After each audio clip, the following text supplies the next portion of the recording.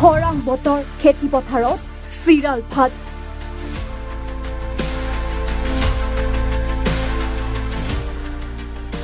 মুৰে কপালে হাত দিছে বৰপেটাৰ কৃষকে চেঙাৰ কৃষি পথাৰ পৰিদৰ্শন কৃষি বিষয়াৰ দলৰ কৃষকৰ সৈতে মত বিনিময় জিলা কৃষি বিষয়াৰ ৰাজ্যৰ বিভিন্ন প্ৰান্তৰ লগতে বৰপেটা জিলাৰ কৃষকসকলৰো খৰাং বতৰৰ বাবে ক্ষতিগ্ৰস্ত হ'বলগীয়া হৈছে খৰাং বতৰ তথা বৰষুণৰ অভাৱত কৃষকসকলে সময়মতে কঠীয়া ৰোপণ কৰিবলৈ পৰা নাই কঠীয়াবোৰ প্ৰায় বিনষ্ট হ'বলৈ ধৰিছে ইতিমধ্যে ৰোপণ কৰা কঠীয়াবোৰো পানীৰ অভাৱত বিনষ্ট হোৱাৰ উপক্ৰম হৈছে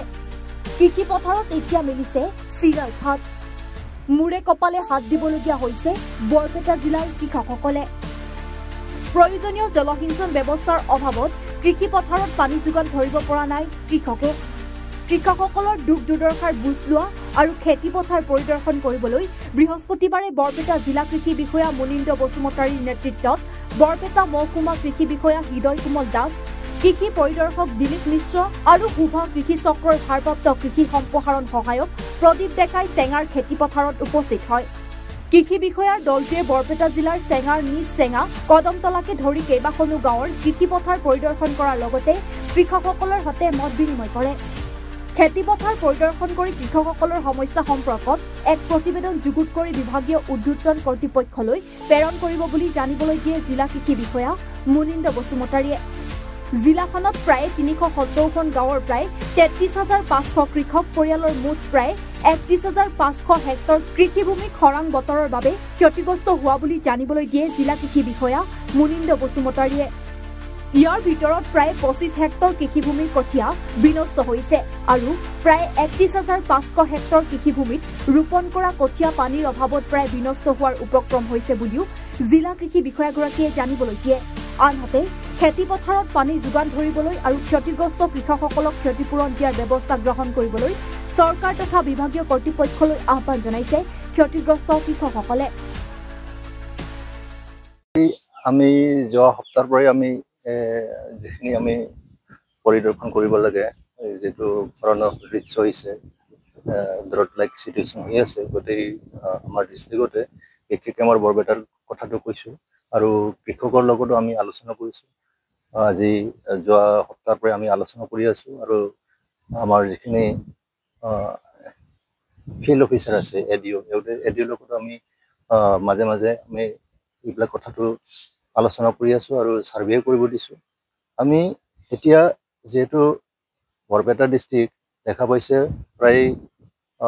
২৫% এইখিনি মানুহে ধান ৰুব পাৰিছে কৃষকে আৰু বাকীখিনি অলপ বেছিকৈ তাৰমানে কিছুমান গাঁৱত এফেক্টটো হৈছে গতিকে সেইখিনি আমি পৰিদৰ্শন কৰি আমি যি প্ৰতিবেদন দিম আজি ডাইৰেক্টৰ অফিচলৈ আৰু সেইটোলৈ আমি পিছত কি ব্যৱস্থা লয় চৰকাৰে সেইখিনি আমি দেখা যাব কেনেকুৱা ধৰণৰ ব্যৱস্থা ল'ব সেইখিনি আজি সিদ্ধান্ত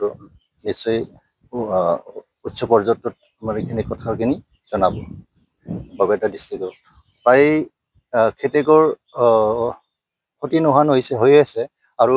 বৰষুণ যদি আহে ২-৩ দিনৰ ভিতৰতো আৰু সেইটো কাৰণে কঠীয়াও আছে নহয় কঠীয়াও আছে কিন্তু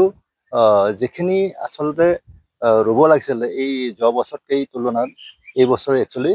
প্ৰায় 60% হ'ব লাগিছিল এতিয়ালৈকে আমাৰ 25% মানে কভাৰ হৈ আছে বৰপেটা ডিষ্ট্ৰিক্টত এইবাৰ প্ৰকৃতিৰ ৰুদ্ৰ দেখি আমি মুৰে কপালে হাত দিছোঁ আৰু মেইন অত্যন্ত খৰাঙৰ প্ৰকোপ এই প্ৰকোপৰ কাৰণে কঠীয়া তুলিবিলাক প্ৰায় বিধ্বস্ত হৈ যাব আছে কঠীয়াবিলাক আৰু যি বৰষুণ আহিব তাৰ অভাৱ নাই সকলো খেতিয়কে পথাৰত হাল মাৰি প্ৰকৃতিৰ বৰষুণৰ কাৰণে আশা কৰি আছে তথাপিও আশা নাই যেন লাগে গতিকে খেতিয়কবিলাকে এইবেলি